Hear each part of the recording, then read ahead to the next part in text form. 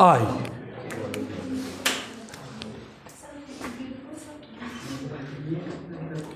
जनन है ना बाबू, चैप्टर 6। कैमा क्लास होगा आज बाबू? चौथा है ना, चौथा क्लास होगा। आइए देखिए, एगो पढ़ना था निचेतन पढ़ाए थे। निचेतन लिखिएगा, निचेतन लिखिएगा, निचेतन। देखिए निचेतन क्या होता है, तो नर युग्मक और मादा युग्मक जब आपस में संलयन करते हैं तो उस घटना को क्या कहते हैं? निचेचन। निचेचन दो प्रकार के होता है ना, एक अंतः निचेचन और एक बाह्य निचेचन। निचेचन लिखिएगा,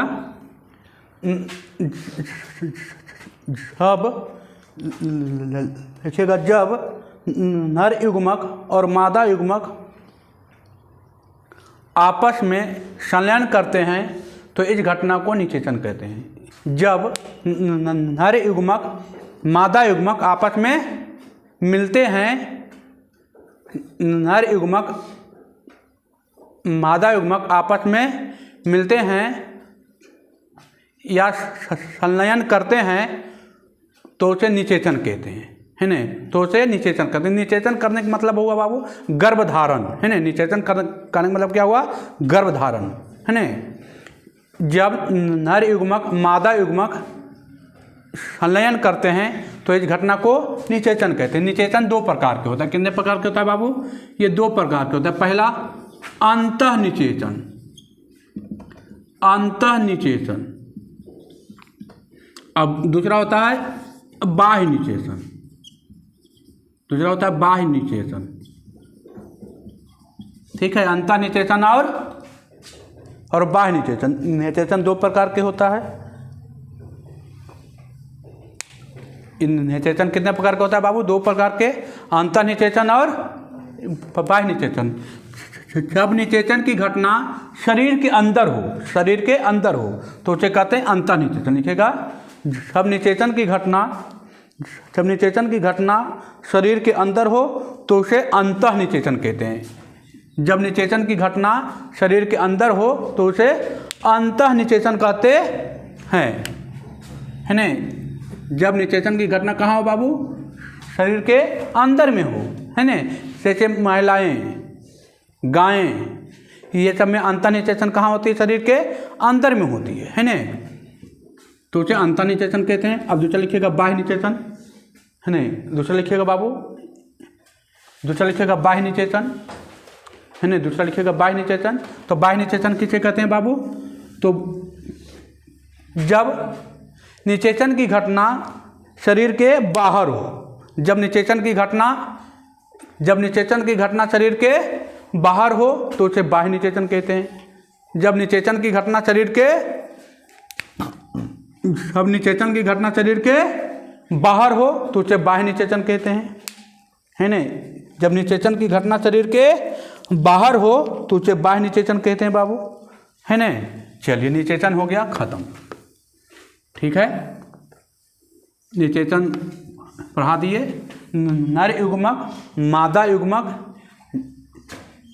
जब आपस में मिलते हैं तो उसे क्या कहते हैं? निचेचन कहते हैं। निचेचन का अर्थ होता है गर्भधारण। निचेचन का अर्थ क्या होता है? गर्भधारण, है ना। तो गर्भधारण दो प्रकार के होता है। एक होता है शरीर के अंदर का, एक होता है शरीर के बाहर का। तो शरीर के जो अंदर होता है उसको बोलता है अंतः निचेचन, और जो शरीर के बाहर होता है उसको बोलते हैं बाह्य निचेचन। ठीक है, अब आइए अगला हेडिंग डालिएगा, मनुष्यों में प्रजनन तंत्र। मनुष्यों में प्रजनन तंत्र, है ना। मनुष्यों में हेडिंग डालिएगा बाबू, मनुष्यों में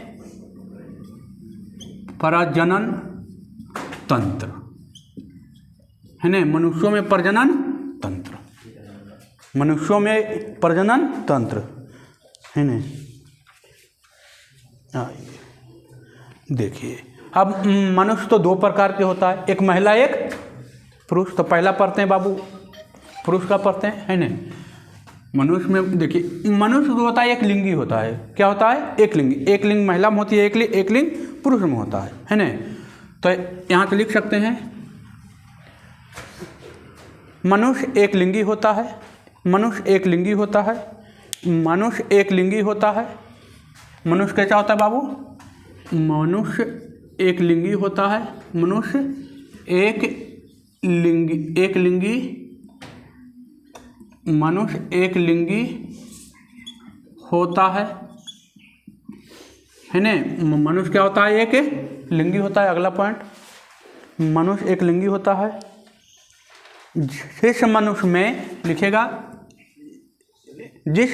अगला पॉइंट, जिस मनुष्य में नर जनन अंग पाया जाता है उसे मर्द कहते हैं। मनुष्य में जिस मनुष्य में नर जनन अंग पाया जाता है उसे मर्द कहते हैं। जिस मनुष्य में नर जनन अंग पाया जाता है उसे मर्द कहते हैं। अगला पॉइंट, जिस मनुष्य में मादा जनन अंग पाया जाता है, जिस मनुष्य में मादा जनन अंग पाया जाता है उसे स्त्री कहते हैं या औरत कहते हैं। लिखे,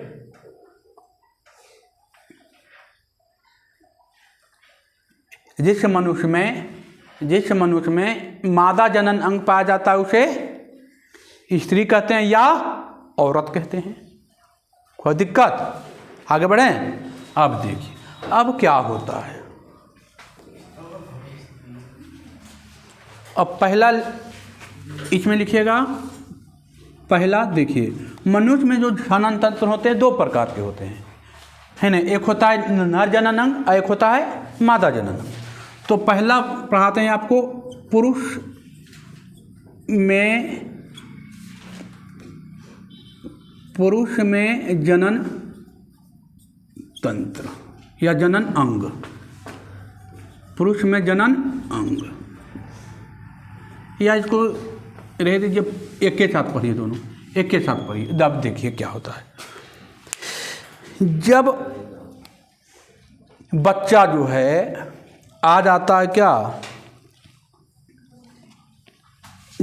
जब बच्चा जन्म लेता है तो उसमें एक चीज़ का अंतर होता है कि महिला और पुरुष का, है ना। लेकिन जब दोनों का आयु 10 से 12 साल होता है, जब दोनों का आयु क्या होता है 10 से 12 साल, तो उसमें कुछ चेंजिंग होने लगता है। 10 से 12 साल की अवस्था में चाहे वो लड़का हो चाहे लड़की हो, तो उसमें चेंजिंग होता है। 10-12 साल की आयु की अवस्था को किशोरावस्था कहते हैं। कौन अवस्था कहते हैं? किशोरावस्था। किशोरावस्था में महिला हो चाहे पुरुष हो, दोनों में कुछ चेंज होता है। क्या चेंज होता है? तो दोनों में जैसे जनन अंग जो है परिपक्व हो जाता है, माने माँ बनने के लिए या उसकी जो घटनाएं परिपक्व होने लगती है 10 से 12 साल में। उसमें क्या क्या परिवर्तन होता है? किशोरावस्था में 10 से 12 साल, जब 10 से 12 साल की अवस्था को कौन अवस्था कहते हैं? किशोरावस्था। किशोरावस्था में मनुष्य के शरीर में कुछ चेंजिंग होते हैं। जैसे जो पुरुष रहेगा तो आवाज़ में भारीपन आता है, आवाज़ में भारीपन आता है, दाढ़ी मूंछ आ जाता है, जनन की क्रिया जो होती है होने लगती है, कंधा छौला हो जाता है। कंधा क्या होता है? छौला हो जाता है,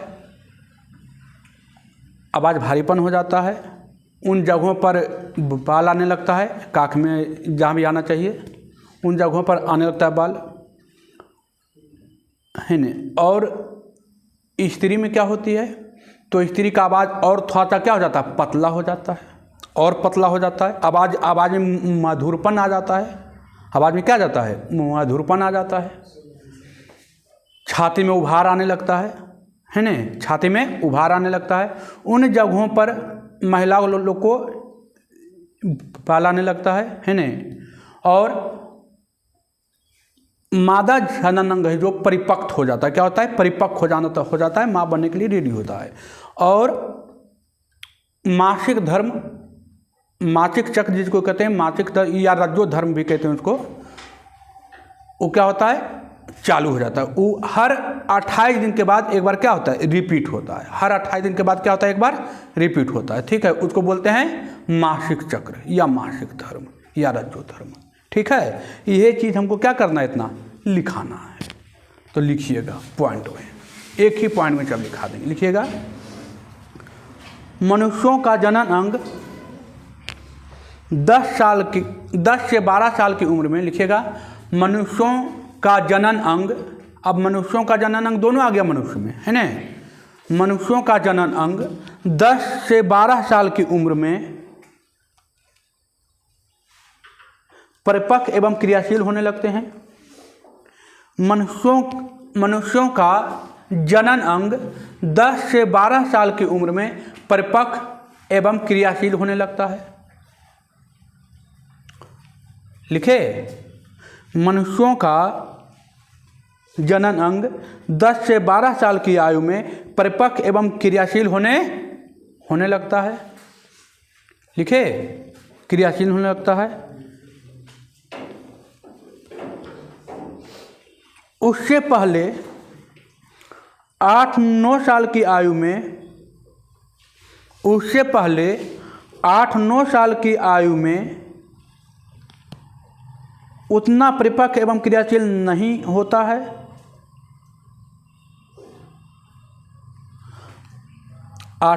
उससे पहले 8-9 साल की उम्र में या 8-9 साल की आयु में जनन अंग उतना परिपक्व नहीं होता है। इस अवस्था में जनन की क्रिया संपन्न नहीं हो सकता है। इस अवस्था में जनन की क्रिया संपन्न नहीं हो सकता है। कब? जब लड़का या लड़की कितना साल की उम्र में रहे, 8 से 9 साल की उम्र में रहे, है ना। लिखे, उससे पहले 8-9 साल की उम्र में 8-9 साल की उम्र में उतना परिपक्व एवं क्रियाशील नहीं होता है, नहीं होता है। इस अवस्था में जनन की क्रिया नहीं हो सकता है। लिखे, लेकिन जैसे ही मनुष्य 10 से 12 साल की उम्र में पहुंचता है, जैसे ही मनुष्य 10 से 12 साल की उम्र में पहुंचता है तो उसका जनन अंग क्रियाशील होने लगता है। लेकिन जैसे ही मनुष्य 10 से 12 साल की उम्र में पहुंचता है, 10 से 12 साल की उम्र में पहुंचता है तो जनन की, है नहीं, 10 से 12 साल की उम्र में पहुंचता है तो जनन अंग क्रियाशील होने लगता है। लिखे, जनन अंग क्रियाशील होने लगता है, यानी जनन की क्रिया हो सकती है, माँ बाप बन सकते हैं, है ना। जनन की क्रिया हो सकती है, यानी जनन की क्रिया हो सकती है। लिखे, जनन की क्रिया हो सकती है। इस अवस्था को किशोरावस्था कहते हैं। इस अवस्था को किशोरावस्था कहते हैं। मतलब 10 से 12 साल की उम्र के लड़का या लड़की को कौन अवस्था कहते हैं?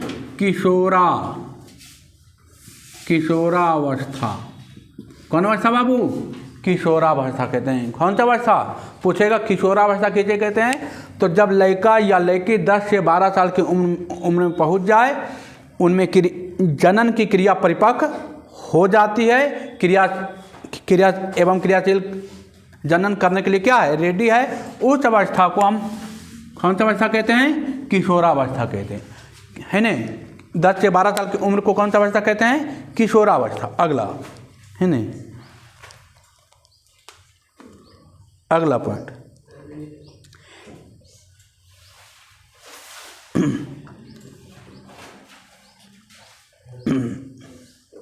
सब बच्चे इस अवस्था में पहुंचते हैं। जब बच्चे इस अवस्था में पहुंचते हैं जब बच्चे इस अवस्था में पहुँचते हैं, तो उनके शरीर में तरह तरह के बदलाव होने लगते हैं। जब बच्चे इस अवस्था में पहुँचते हैं, तो उनके शरीर में तरह तरह के बदलाव या तरह तरह के चेंजिंग होने लगते हैं। जब बच्चे इस अवस्था में पहुँचते हैं, तो उनके शरीर में तरह तरह के चेंजिंग या तरह तरह के बदलाव होने लगते हैं।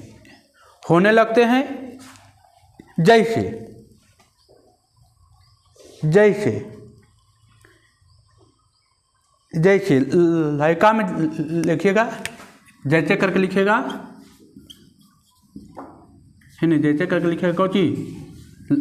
लड़का में पहले लिखिएगा, ठीक है, पहले लिखिएगा लड़का में, है ना। आवाज़ का भारीपन होना,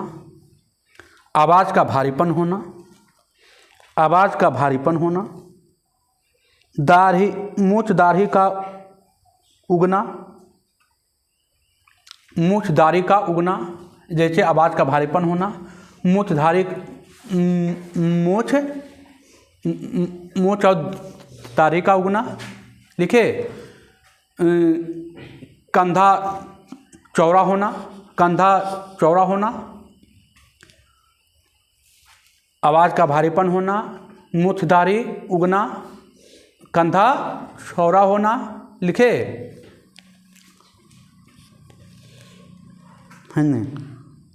और बिरसन में जिसको आप हाइड्रोचिल कहते हैं, बिरसन में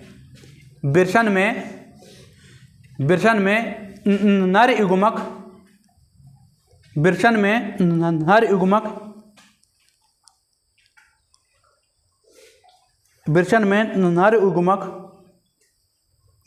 बनने लगता है। बिरसन में नर युग्मक बनने लगता है ना।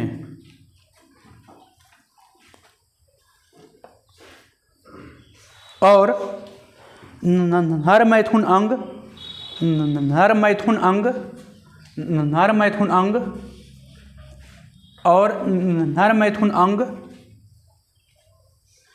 शीशन के आकार में वृद्धि होने लगता है। नर मैथुन अंग लिखे, नर मैथुन अंग शीशन के आकार में वृद्धि होने लगता है। शीशन के आकार में वृद्धि होने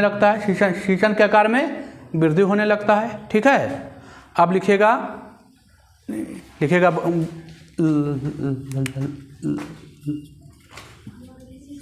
लड़की में लिखिएगा, है ना।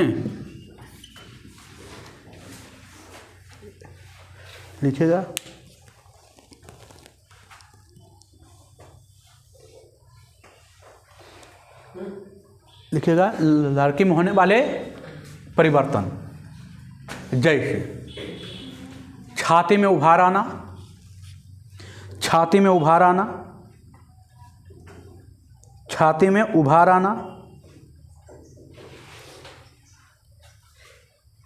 काख इत्यादि जगहों पर बाल आना। छाती में उभार आना, काख इत्यादि जगहों पर बाल आना। लड़का लोग को भी आता है बाबू, है ना, वो जो बाल होता है लड़का लोग को भी आता है ना। काख इत्यादि जगहों पर बाल आना। लिखे, आवाज़ में मधुरपन आना, आवाज़ में मधुरपन आना,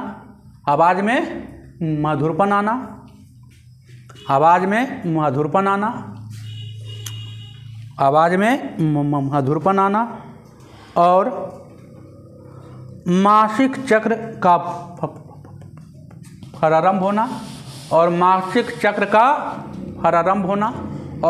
चक्र का प्रारंभ होना इत्यादि हैं। मासिक चक्र का प्रारंभ होना, है ना। अब ये जो अवस्था है, इस अवस्था के बाद एक अवस्था आता है युवा अवस्था, जिसको हम कहते हैं प्यूबर्टी। किशोरावस्था से 10 से 12 साल की अवस्था को कौन सी अवस्था? किशोरावस्था में जब स्टार्ट होता है और कौन अवस्था में पहुंच जाता है? युवा अवस्था। लिखिएगा किशोरावस्था में होने वाले परिवर्तन की अवस्था यौवन आरंभ या प्यूबर्टी कहलाता है। प्यूबर्टी है ना, प्यूबर्टी लिखे।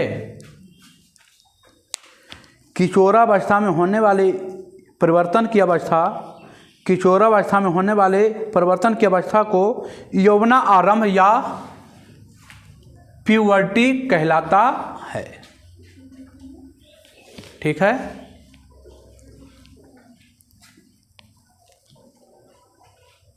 लिखे, किशोरावस्था में होने वाले परिवर्तन की अवस्था को यौवना आरंभ या प्यूबर्टी कहलाता है। अब आइए देखिए इसमें क्या बताए। 10 से 12 साल की अवस्था में जब लड़का या लड़की दोनों उसमें किशोरावस्था में जब पहुंचता है तो उसमें चेंजिंग होता है ना।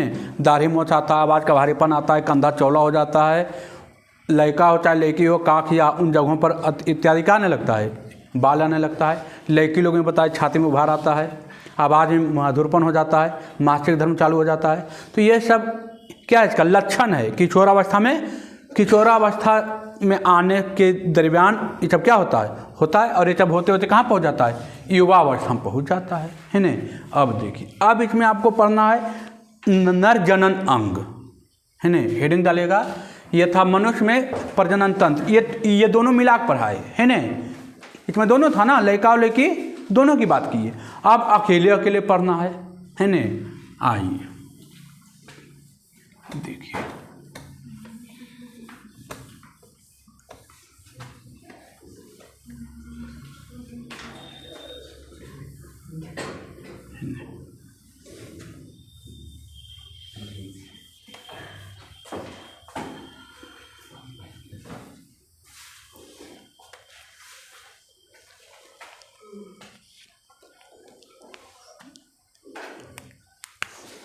अब पढ़ना है नर जनन अंग है नी। नर जनन अंग देखिए, ये खुद से पढ़ लीजिएगा क्या कि पढ़ाएं हैं।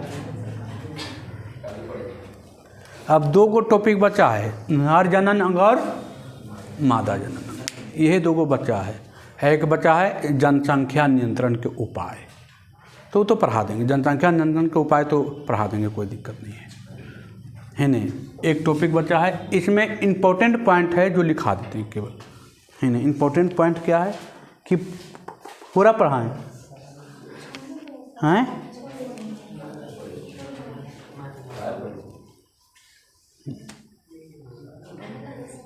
देखिए, फिगर पढ़ना पड़ेगा, ऐसे तो समझ में फिर आएगा नहीं है ना। फिगर पढ़ना पड़ेगा तब नहीं टोटल चीज़ समझा पाएंगे है ना।